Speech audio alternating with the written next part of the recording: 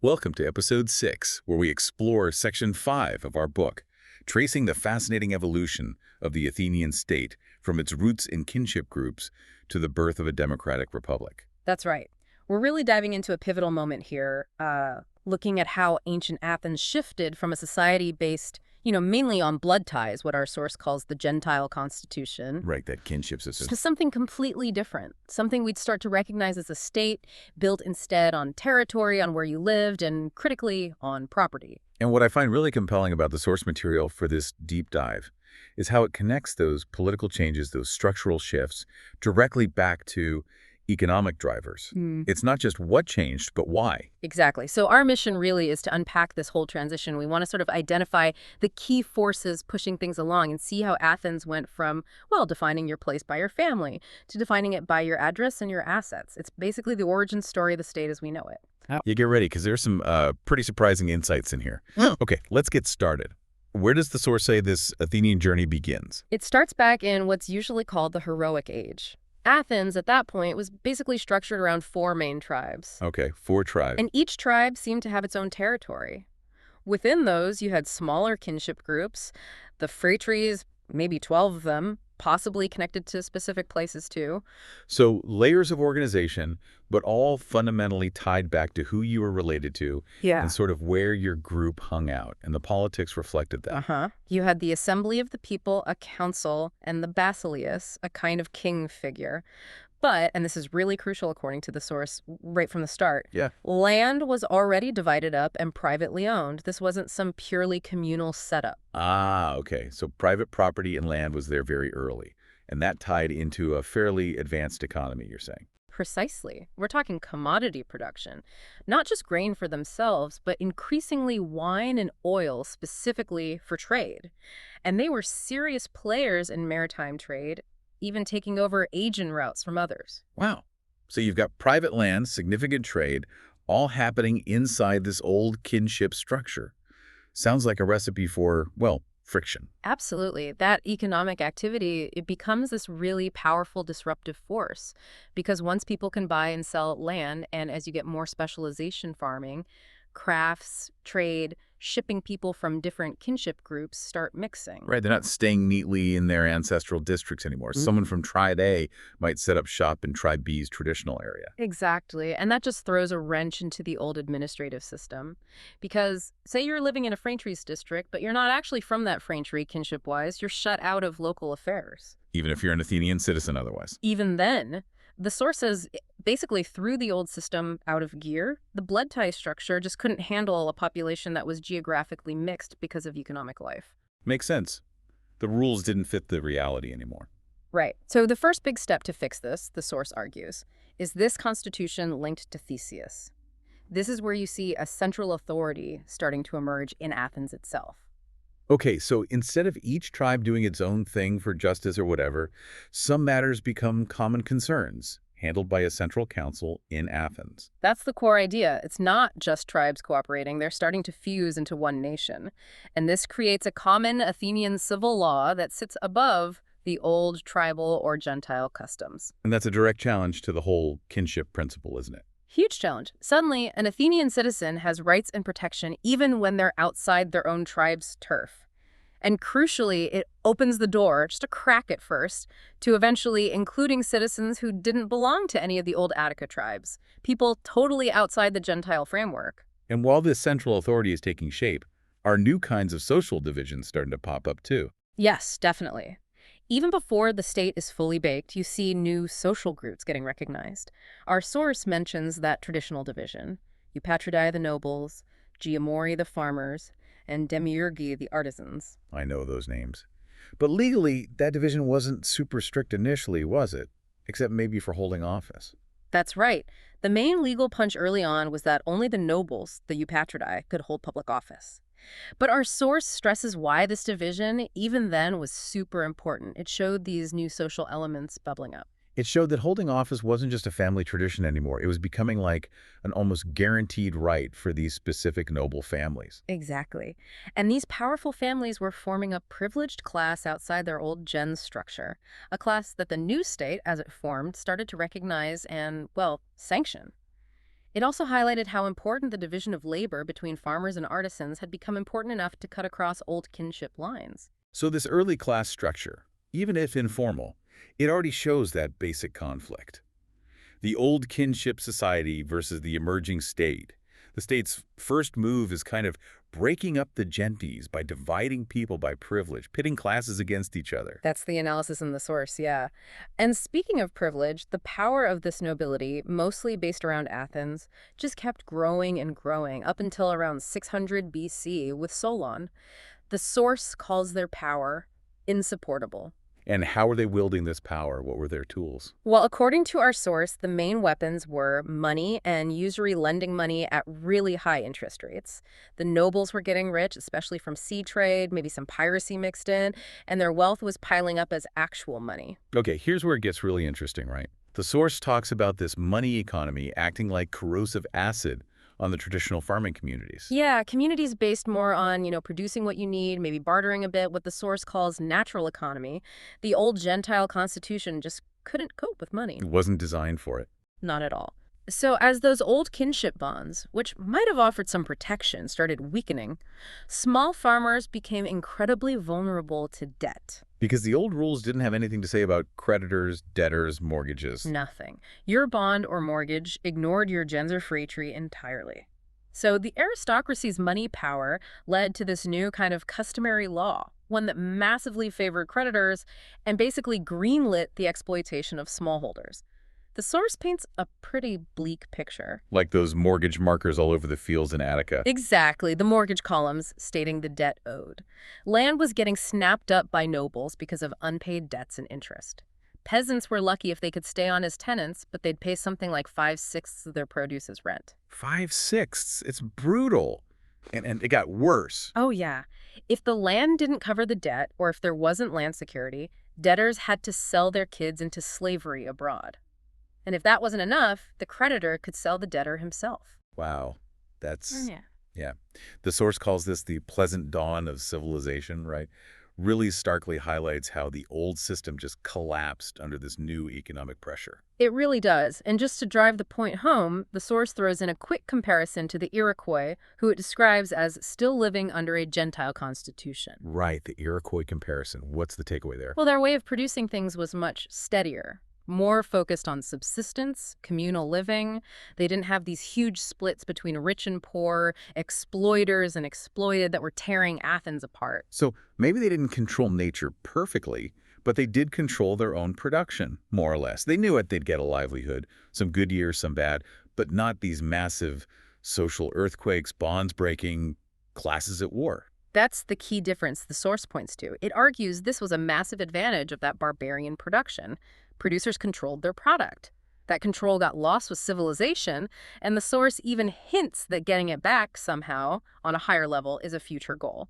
Interesting. So back in Greece, that loss of control kicked off when private property and individual exchange became common, when products turned into commodities. Exactly. The argument is, once you exchange your product instead of just using it, you lose control over its fate. You don't know how it'll be used, maybe even against you. And the source makes that really strong claim that no society can permanently control production and its effects unless it gets rid of exchange between individuals. That feels radical. It's a very strong claim, yeah.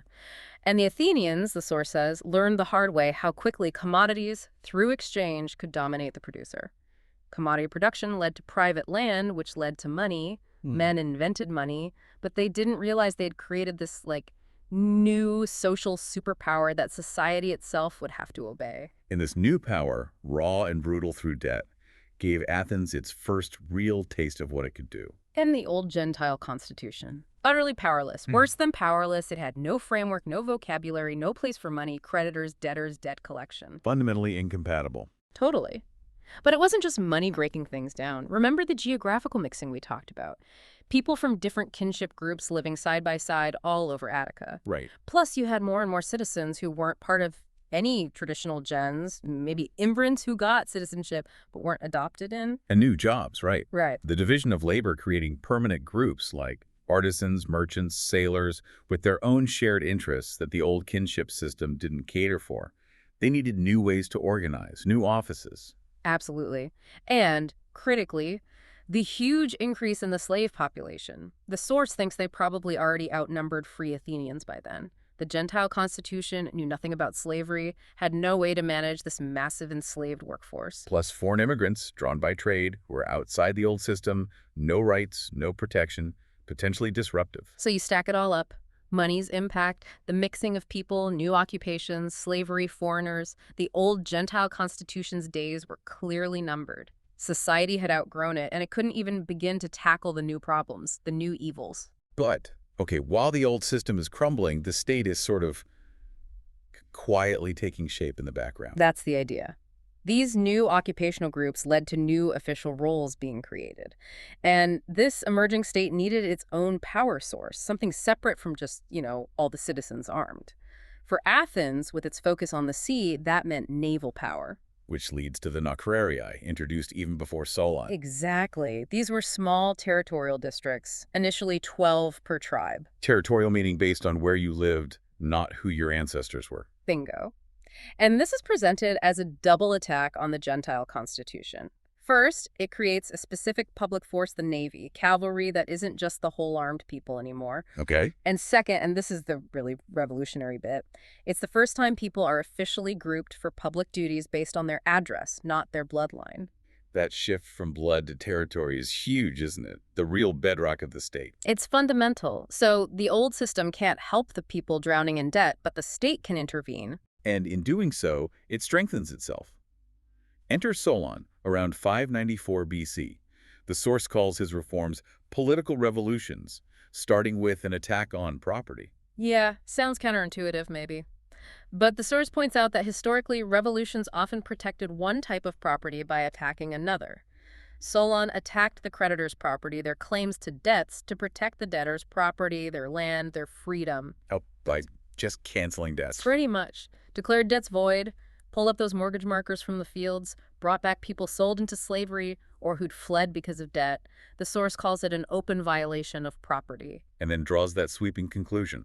For 2,500 years, private property has only survived by, well, violating other private property. It's a very economically deterministic view presented there. Solon also tried to prevent future debt slavery banned contracts pledging your actual person as security. And he tried to limit how much land one person could own, to push back against the nobles grabbing everything. And he totally changed the Constitution, right? Yeah. Shifting the whole basis. Yeah. He did. You get a council of 400, 100, from each of the 4 old tribes. That's actually the only major bit still using the old tribal structure. Ah, interesting. But mostly, citizens were now divided into 4 classes based on wealth. Yep, based on their land's annual yield, measured in medimni. Minimum amounts for the top 3 classes, and the 4th class was everyone below that or with no land. So rights and duties, like holding office, were tied to your property class. Top jobs for the top class. Right. But, and this is key, the 4th class, the majority, kept the right to speak and vote in the assembly. And that assembly elected officials, checked accounts, made laws. So ultimate power, arguably, still rested with the people there. The military was also reorganized along these class lines. So the big takeaway, this totally new thing, private wealth, becomes the official basis for political rights and duties. Exactly. Property classes gain influence, blood ties lose out. Another big defeat for the Gentile constitution. Though the source adds a little footnote. Property qualifications weren't always necessary everywhere, and even in Athens, later on under Aristides, all offices became open to everyone regardless of wealth. Okay, so fast forward about 80 years after Solon. Athenian society keeps changing. The worst debt problems and land grabbing are somewhat under control. And the economy shifts even more towards trade and crafts, increasingly using large-scale slave labor. Which changes who's exploiting whom, right? Less of the old brutal debt exploitation between citizens. And more exploitation of slaves, and also non-Athenian customers through trade. Movable wealth, cash, slaves, ships, goods becomes really important and end in itself. This creates tension between the old landed nobles and the new money guys, the merchants and manufacturers. And those old kinship groups, genties, phratries, tribes, are just becoming politically irrelevant as people keep moving around and mixing. And you've got more citizens outside any gems, more foreigners. Exactly. It all paves the way for the final nail in the coffin of the Gentile constitution, hammered in by Cleisthenes in 509 BC.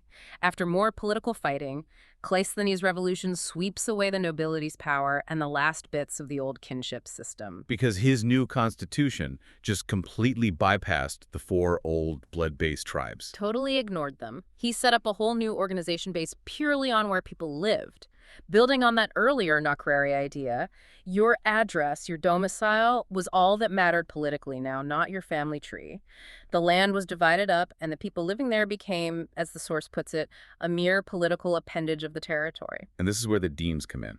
Attica divided into 100 local self-governing districts. Yes, the demes, the citizens living there, the demotes, elected their own local officials, had their own local temple, and their local assembly had the final say on local matters. And the source makes that really interesting connection, calling the deme the prototype for the self-governing American township. Like the modern state ends up circling back to the same kind of local unit the Athenian state started with. It's a striking parallel, yeah. Suggests something enduring about local self-governance. These demes were then grouped 10 demes made up a new local tribe, totally distinct from the old kinship tribes. And these new local tribes were important political and military units. Very much so. They elected military leaders, they had to supply warships and crews, and each elected 50 counselors to the central Athenian government. And that central government, built on these local tribes, was the state structure. That's it. At the top, the Athenian state, run mainly by the council of 550 counselors from each of the 10 local tribes. But ultimate power still lay with the assembly of all the people. Yes, where every citizen could attend and vote. Then you had archons and other officials handling the day-to-day administration. But importantly, no single top executive, no king or president figure. So what happened to the old structures, the gentes, the phratries, the old tribes? Pushed out of public life entirely. They sort of lingered on as private clubs or religious groups. The old ways of thinking, the moral influence from the Gentile era, didn't disappear instantly, but it faded gradually from the political sphere. And a key feature of this new state was having its own public force, separate from the people as a whole. Right. Athens had its army and navy, made up of citizens for fighting outsiders and significantly controlling the huge slave population. But for policing its own free citizens, the main public power was the police force. And this gets us to that really weird detail the source highlights about the Athenian police. Yeah, the gendarmerie, the archers, foot and mounted who kept order. The source flat out states this police force consisted of slaves. Slaves policing free Athenians. That sounds wild. It really does. And the reason given, free Athenians thought police work was beneath them, degrading. They'd literally rather be arrested by a slave than do such despicable work themselves. Wow. And the source connects that to the old Gentile spirit lingering. It suggests the state, even though it needed police, was still too new, hadn't built up enough moral authority or respect for that essential job to be seen as honorable by free citizens. Okay, so the state is basically complete now, organized by territory and property, central authority, public force. It's suited to the new reality. And you see that in the rapid growth of Athenian wealth, trade, industry. The main social conflict shifts again. It's less about nobles versus commoners and more about slaves versus free men, and citizens versus resident foreigners, the protected persons. And those population numbers at Athens' peak are just staggering. Maybe 90,000 free citizens, men, women, children, but 365,000 slaves and 45,000 protected persons. Yeah, the ratios are incredible. The source works it out as like 18 slaves, maybe more, and over 2 protected persons for every adult male citizen. Huge numbers of slaves worked in factories. Wealth got concentrated. And this squeezed the free citizens, Yeah. led to widespread poverty among them. That's the argument. They couldn't really compete with slave labor. It was seen as degrading anyway and didn't pay. So many became, in the source's words, social scrap, living off handouts or whatever they could scrape together. And because this impoverished group formed the majority, the source claims they ultimately brought down the Athenian state. Which leads to that controversial conclusion in the source. Athens didn't fall because of democracy, but because of slavery, which made productive labor dishonorable and unviable for free citizens. It's a very strong economic argument being made there. Definitely. And the source holds up Athens as this kind of perfect case study for the rise of the state. Why particularly typical? Because it happened relatively cleanly. No major lasting disruptions from outside invaders or internal tyrants. Pisistratus' rule was fairly brief. and went all the way to a highly developed form, a democratic republic, growing directly out of that earlier Gentile society. Plus, we just happen to know enough about the key steps, the details of the transition, to see the process unfold quite clearly. So what a journey we've traced. From these tight-knit kinship groups based on blood, all the way to a state organized by territory, by property. We saw money come in and just shatter the old ways, creating new classes, new conflicts, forcing these huge radical reforms. Yeah, it's a really powerful look at how the whole basis of a society can be fundamentally remade by economic shifts and new social forces. That transition from a world where people largely controlled what they produced to one where this new abstract power money, wealth, started calling the shots. So a final thought then for you, the listener. Mull over that really striking detail, the Athenian police force made up of slaves, because free citizens looked down on the job. What does that tell you about the values emerging in this early state compared to the older kinship system it replaced? And what about that idea the source floats that the modern state, with its local townships, kind of echoes the themes the Athenian state started with? Does that suggest history repeats itself in political forms? Or maybe just that there's something fundamentally enduring about local community control?